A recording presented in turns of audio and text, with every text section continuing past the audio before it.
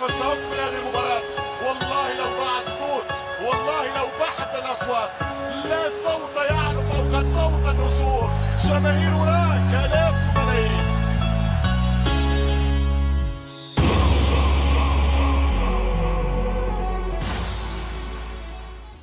Hey everyone, today I'm talking with Souhail, a sports journalist from Tunisia, and he's wrote for many well-established news agencies, for example DW News from Germany, and just recently he had a very good article in the BBC sports site. So it's great that you joined me this evening, and thank you. Great to be here. So we're going to just talk about the upcoming World Cup and Tunisia. So as I said, welcome today, and thanks for joining me. Thank you.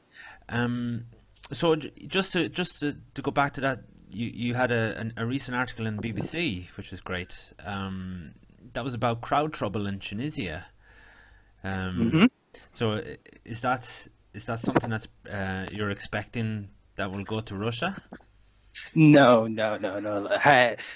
Like as I said, like, and as you could probably like see in the article, like we've never actually had any cases of crowd trouble when it comes to the national team, because the national team is basically like a very family-friendly, like very like joyful atmosphere. It's one of the rare occasions like that makes Tunisian sports fans actually do come together and like really put aside their differences, because the national team has players from different clubs in the Tunisian League. So we don't really have violence. And besides, one of the factors to take into consideration is the fact that the people like technically who are going to go to Russia, it's not as if they're gonna like drive for a couple of hours to go to Russia. It's like halfway across the world. So you have like a certain like level of people. These are not people that you would expect to cause trouble, you know what I mean? Yeah, it's a bit too far for that kind of carry on, I suppose. Yeah, exactly. It's not worth it, you know what I mean? Like why would you like fly halfway across the world? But correct me if I'm wrong though, wasn't there crowd trouble in the last time you played England in France? Oh, yeah. The infamous England match of 1998. Yeah, because see that's a very different scenario, because that game took place in France first of all, and there's a huge population of Tunisians and Algerians in France. Like this is what probably like not a lot of people know, is that a lot of Algerians were involved in those fights, because basically Tunisians and Algerians, they consider themselves brothers, basically. So whenever the English have offended the Tunisians, the Algerians were actually the first ones to take action. Okay. So because there's like a huge Algerian population in Marseille, and a huge Tunisian population there as well. So it only makes sense. I went past the stadium. It wasn't even just the people involved in the game. It was basically Tunisians versus the English. The English have not offended the Tunisian national team per se, but they've targeted Tunisia, which what sparked this outrage. So that's why there was this mess and these fights and violence outside the street. So okay. So, with regards to the World Cup, then, what's your opinion on Tunisia's chances then? My personal opinion, I really do think that Tunisia actually genuinely has a good chance of making it to the next round. I mean, of course, there's we might bump into the issue of playing England and Belgium. They're like one of the two toughest teams, but and this is what seems to be the opinion around here. Like we're guaranteed to beat Panama. This is what I think, and this is what everyone here thinks as well. But I really do believe that we actually have a good chance of making Tunisian history during this World Cup. Okay, so it'd be the first time to make the second round. That's what you're hoping. Yes, for. Yes, that's what we're hoping for. And what's the order of the games? Who's up first for you? We play England, then we play Belgium, and then the third game is Panama. Okay, so you probably hope for. Well, what's your predictions for each game then? What would you? Well, I hope. Okay, maybe I'm being like too optimistic here, but hopefully we can get a victory out of England, and definitely we can get a victory out of Panama. But if not, if we're very lucky, we might be able to get a tie. Hmm. At best case to get a tie out of Belgium Hmm. and a victory from England. Definitely a victory from Panama. So that makes what, 7 points? Oh, 7 points are enough to get us to the next round. Okay, and why are you so optimistic? because because because this year is not like this round's national team. It's unlike anyone that we've ever had before. Hmm. You know, there's this. It's very known for this harmony the players have. This chemistry they share. For example, So I guess you weren't really expected to make the World Cup, at least outside of Tunisia maybe. But I mean, yeah, because it's 12 years since you've really got this far, so um, so with regards to manager Nabil, Nabil Maalouf. sorry, my pronunciation, I don't I Uh, don't I don't know much about him. So where did he come from? What kind of management style does he have? Nabil Maalouf is an ex national team player. Hmm. He's an ex football player. He played here in Tunisia. He he played for the national team as well. If I'm not mistaken, I believe he played in the 1998 Okay. World Cup as well. So he's here. He's Tunisian. He's played for Tunisian clubs as well. He played for Esperance. Okay. So he's very familiar with the Tunisian football. He's not an outsider to it, Hmm. which is actually quite rare because even when because the Tunisian national team, like I remember back in 2004, we had this idea that the only way that the Tunisian national team would succeed is with a foreign coach. Hmm. We won the Africa Cup of Nations with Roger Le Maire, Hmm. the French. Yeah. Before Nabil Maalouf came with Henri Casper Jack. Hmm. Nabil Maalouf took over the national team in April 2017. Hmm. Okay. So, despite, as I said, like what helped is he's very familiar with Tunisian football, Hmm. Tunisian, the Tunisian Federation, with how it works and everything. Hmm. So that's really helped things. He's and what style of coach he is? I think, for example, like Nabil Maalouf, he said it once before, and like a lot of players have said it. He treats the players as if they were his own children. Okay. That's what makes them give it everything they've got. You know what I mean? Like Hmm. he treats them as if they're his own children, with like a lot of love and a lot of respect, and he he bestows this responsibility on them. Hmm. Because there are different approach. Different coaches take different approaches. For instance, there are those that take a more aggressive approach. While Nabil Maalouf actually he cares deeply about the players. He makes sure that they have everything that they need. Hmm. They're well taken care of. That he makes sure that there's great chemistry. That the players get to know each other very well. Hmm. They're very familiar with the way that each of them plays. Hmm. So this creates this kind of harmony, and it's very rare to come by. Hmm. Which is what made the Tunisian team actually play during the qualifications. Hmm. We've won 5 games, Hmm. tied 2, haven't had any loss, so it's quite a great performance. Yeah. He he doesn't take an aggressive like approach, like toughen them up or anything. No. He makes sure that everyone is very comfortable, very at ease. He creates a family-like atmosphere for the players. And So, what way does Tunisia play? Are they mostly a defensive team, or is it an attacking approach, or what's the kind of style that the team play with? okay, Tunisians usually they're not really defensive. They're not gonna lay back 100%, and they're not gonna push forward You know what I mean? Tunisians actually, and like even with their style of play, they play in the midfield a lot. Even during the last two friendlies, we've Hmm.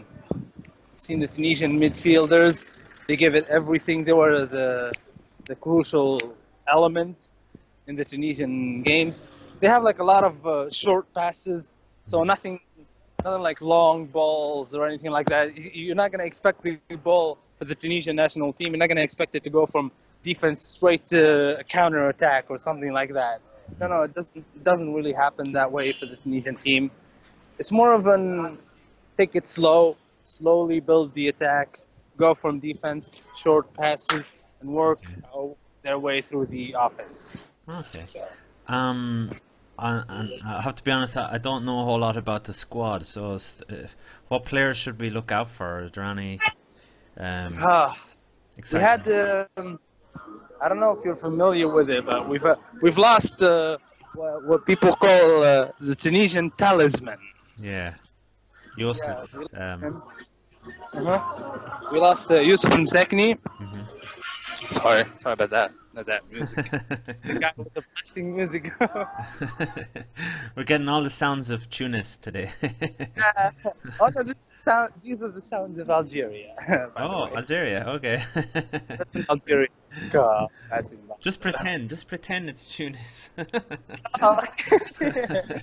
um, Trust me, even Tunisians listen to that music, so we're not Okay. that far. Lost Yusuf Msakni, and recently we've lost Taha Yassin Khnisi, Esperance striker. So that's two strikers, is it? Yeah. We lost two strikers. Okay, that's a big loss, all right. Yeah, but we with the new squad out, it's actually like I was talking about this recently with a colleague of mine. If I actually like take a step back and glance over the squad, you can almost not tell the difference. You know, Hmm. you can as you look at it, you can kind of tell like, huh? You don't really notice there's anyone important missing. Because we've Okay. got a lot of names in it. For example, we have Wahib Al Khazri. Wahib Al Khazri has been the start of the last couple of friendly matches. Hmm. He's been playing as a false nine. Usually plays like a left wing, but he's been playing as a false nine now. He's been very good at it as well versus Iran and Costa Rica. We have Naim Saliti, left wing player. We have Anis Bedri, Esperance striker, Anis Bedri. He's a right wing. He's very good. We have a lot of great midfielders. We have Ferjani Sessi, Elias Skhiri, the newcomer, French. We have a lot of actually like four midfielders and forward midfielders and really good strikers that basically made it seem as if we have not really lost Yusuf Msakni or any significant strikers. Okay. Okay, sounds good. How's the build up for the World Cup? For example, friendlies, how's the team doing? What players have been showing form at the right moment? Oh, the bell. Well, the last two friendlies we've been really on fire. I mean, it's over the last about a month ago or something. All people were talking about is now Tunisia is ranked 14th Hmm. on the FIFA team ranking. Like Not bad, yeah. we're just right over there with like right underneath England. So neck to neck, England Okay. is ranked 13. We're ranked 14. Okay. Very good. And Okay. people are very uh So who have you played recently in friendlies? friendlies. Recently, we've played Iran, Hmm. the Islamic Republic of Iran, in Tunisia, and we've played Costa Rica Hmm. in France. Okay. At Zarina. What was the score in the Costa Rica game? We won 1-0. Okay. So Costa- you'd imagine they'd have a similar style to Panama, I guess. Yeah, that's why. Yeah, exactly. That's why we chose. I think that's why they chose to play Costa Rica. So Yeah, yeah. hopefully a similar style and a similar, if not better, outcome for the Mm. Tunisian. So what's the atmosphere like in Tunisia? Is it building up? Because I mean, it's been 12 long years since the last World Cup, so I guess people are really excited. Yes. There's like a lot of excitement. You can feel the build up, even if you walk into like near coffee shops and everything, you can see everyone gearing up. You have like coffee shops bringing like extra TVs and projectors and extra, buying like extra chairs for people to view the World Cup. Hmm. So there's like wherever you go, you see like these Tunisian flags. People actually like starting to buy the Tunisian national team jersey once again. Okay, very good. Like starting. And are there many Tunisian fans taking the trip to Russia for the World Cup? Yeah, I'd say I don't exactly have the exact figures. I've been actually trying to Google those, but I couldn't get like I didn't know how to get them through the FIFA website. But there's like a lot of people. I would estimate it to be around between 4,000-5,000 people. Not to mention those who are in Europe and are just gonna go. They might not attend the games, but they will just go for the atmosphere and everything. And You know, there's the Tunisian Federation once had this. They had like a couple of days sale. They had about 700 tickets that were nearly sold out within 48 hours. Okay, yeah. Just people showing up and like there were huge lines and everything. So And I are you going yourself? no, unfortunately, I will not be attending. I'll be watching it. I will sit this one out. I will be watching it at home. Even if they make the second round? Even if they do, I have like a lot of engagements here, so that's why. Okay. But who knows? If someone offers me a trip, I'll gladly take it. No, I would have loved to go, but not this year, apparently. Ask the BBC to sponsor you. Huh? I even asked like at one point I've asked my guys at goal and they were like, no, we have like a long list and priority. I was like, okay, fine. Okay. Nah. Do you have these things in Tunisia? The panini stickers? Do the Yeah. We have the. And they're kids, even adults. Huh? So I'm going to open two because I did that for the last one. Huh? What? Just to get a general feel of players and teams. Just because I'm going to ask you your opinion generally. Let me see. Who do I've got Mexican player. I don't know. Hector Marino. I don't know these guys. How do you think Mexico will do? Are they a good team? Mexico. Genuinely, I have no idea how the Mexican team has been performing. You only get 5 stickers in these things. It's terrible. Yeah, No. I know. That's why like I haven't actually made that's why I haven't made a genuine effort to collect the full Panini one. 'Cause you only get like 5 of them, and I heard that the repeats. You get a lot of repeated players, so it's very difficult to. So they're Roman Lukaku. How will Tunisia stop him? Oh, this guy. Well, I've seen him.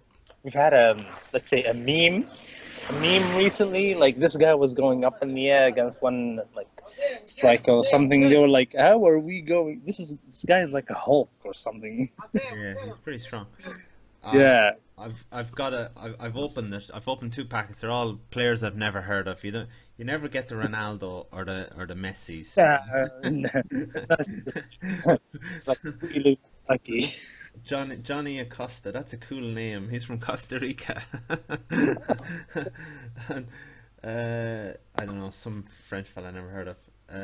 2 French players. I don't even know these guys. Alexandre Lacazette and Dibril Sibidi. I don't know those guys. I don't know them either, honestly. Yeah, I didn't get any Tunisian players. So generally, who do you think's going to do well in this World Cup of all the teams? Of all the teams, I think the Germans are going to do well. I think the Brazilians are going to have a decent comeback following the horrible last World Cup they had. Of course, the Tunisians. Oh, the Tunisians are going to make it. I think they're going to do okay, to be honest. Who's your dark horse? Who do you think is going to surprise people in this World Cup? Apart from Tunisia. Yeah, well, the dark horse or the underdog or the real surprise, I would say, would have to. I think Morocco. I think Morocco might like Morocco or Egypt. They might actually do something. Like last time Algeria, I think it was when was it that Algeria played Germany? Was it 2010 or 2014? The last World Cup, yeah. It's a good Yeah. Had a good run. Yeah, they were very unlucky actually. They had Germany on the ropes for a while. Yeah, but I think Egypt with their of course Mo Salah, so or Morocco, they might actually do something. Yeah, I don't know. Why do you say Morocco? I don't know why. I don't know, because the Moroccans haven't actually. I don't know. I just get a feeling for them, because I remember like the Moroccan team, like in the early 2000s, they were such a tough team. It was like they were really tough to beat, and tough to play against. Yeah, they had Hadji, didn't they? Yeah. Moroccan Hadji. Yeah, but over the last few years, they've been down in their luck, so to speak. So, but I feel like this might actually be their year to do something. Okay, so you reckon it's going to be a clean sweep for North African teams? Yeah, not just North Africa. Maybe now Nigeria will have some like this World Cup. But I'm not actually good. Okay. Get your money down on these teams then. Before I have a beer, it's a beer blog. Oh yeah, beer and So do you have a well-known? I couldn't find any well-known beers from. I couldn't find a beer from Tunisia. Do you guys? You guys? We have one. It's called Celtia. It's called Celtia. You can look it up. Okay. It's the best. Okay. I'll have to look for it. Maybe in some Tunisian restaurant in town or something. How does that work then? Because Tunisia is mostly a Muslim nation, isn't it? Yeah, but Tunisia is mostly a Muslim country, but even we're the kind of cool, like mellow. We're the mellow Muslim. People here are very tolerant, very open-minded, very accepting other religions, other personal preferences. For example, like right now we're in the month of Ramadan. People are really like, it's fine. You can walk down the street and you see people who chose not to fast. It's okay. It doesn't really spark any outrage or cause any issues or something like that.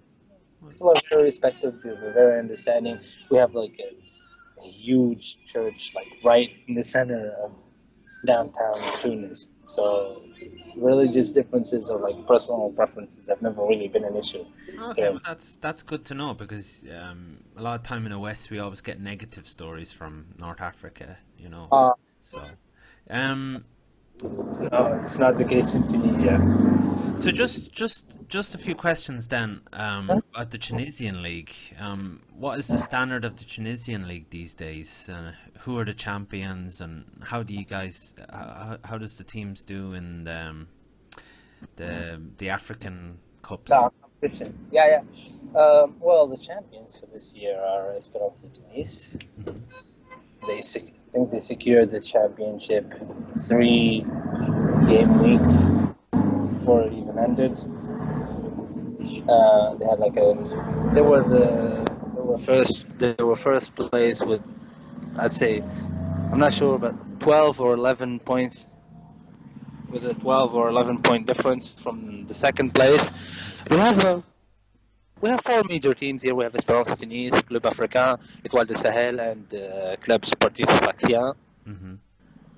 They usually do well in African championships. For example, like any Tunisian team that goes in an African championship, either CAF, the Champions League, or the Confederation Cup, they're in it to win it. Okay. The Tunisian teams, they don't. Of course, they don't. Of course, it's not always the case. You can't always win, but the Tunisians, when they go in the African competitions, they know that they're in there to actually win the entire competition, not just okay, we'll just try and give it our best. No, that's not the case with Tunisian teams because they're very, very competitive. I think the Étoile de Sahel they won the Champions League once. Esperance de Tunis, I think they won it like 2 or 3 times. Mhm. So they're not very. It's not uncommon. It's not something they're not used to, or no, they're very. And especially it gets very fierce with our Egyptian neighbors here and our sub-Saharan Mhm. fellow friends. So it's very competitive for Tunisian teams. And as I said, like if they're in the competition, they're not just there to have a good time. No, they're there to win. Okay, good. So that's pretty much it. I'll wrap it up because you've already given me half an hour of your time. So, just before we finish, so where can people find your articles online? Do you have a website or is it I'm sorry. Facebook or? Usually, most of the time, I'm mostly active on Twitter. Mhm. So, like, because I work as freelancing. So Okay. whenever there's something, I have an opinion on something, or we're discussing something, I mostly discuss it on Twitter. So, Okay. So I'll give a link to your Twitter account and also thank the few articles that you did recently. I'll put a link to them as well. thank you. Especially last one you did with the BBC. So thanks very much for your time. I really appreciate. Well, thank you. It's my pleasure, really, and thank you for an amazing conversation. There must be something to put in the tea in Tunisia because you're very confident about how Tunisia is going to do. What are you drinking? What are you drinking? Oh, it's a secret. It's a secret. No, like really, there's as I said, like the atmosphere here in Tunisia. There are some people who are like, I don't really like listening to them. You know, like you find some people who are like, oh, we are going to get crushed. Yeah. Hands down, we're going to get crushed, and we're gonna go with our tails between our legs and just. If Tunisia get to the second round, I'll be calling you. Okay. Oh, okay. I hope so. You will see, mark my words, we'll give them a run for their money. We'll beat England, Okay. beat Panama, I'll be back Belgium. You'll see. Yeah, I'll be thinking of you when they get to the second round. Okay, very nice to talk to you. Thanks Okay. very much for your Thanks. time. A pleasure. Bye. Bye bye. Pleasant Bye. evening.